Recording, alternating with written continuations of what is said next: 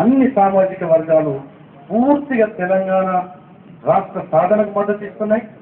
వాళ్ళు ప్రత్యేక రాష్ట్రం కోరుకుంటున్నారు, వాళ్ళు వాళ్ళ సొంత రాజధానిని కోరుకుంటున్నారు.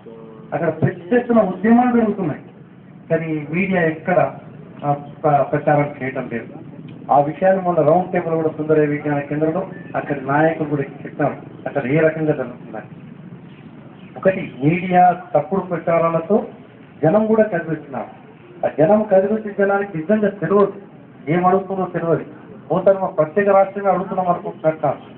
వాళ్ళకి తెలియక హైదరాబాద్ అంటే ఏదో పోతున్నట్టున్నది, కావాలే మాకు హైదరాబాద్ అంటున్నారు అంతే తప్ప వాళ్ళకి నిజంగా నిజం తెలియదు.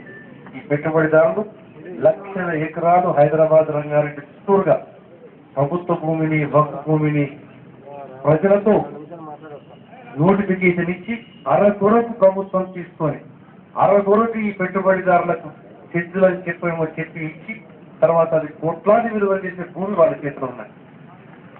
ఒక 25,000 ఎకరాలు GHMC, HUDA, industrial infrastructure, metropolitan authority వీళ్ళందరూ భూమి అమ్ముకొని ఈ ఫ్లైఓవర్లు కట్టినవే, ఔటర్ రింగ్ రోడ్లు కట్టినవే తప్ప రాష్ట్ర ప్రభుత్వ బడ్జెట్ నుంచి ఒక నయా పైసా ఇవ్వలేదు ప్రభుత్వం.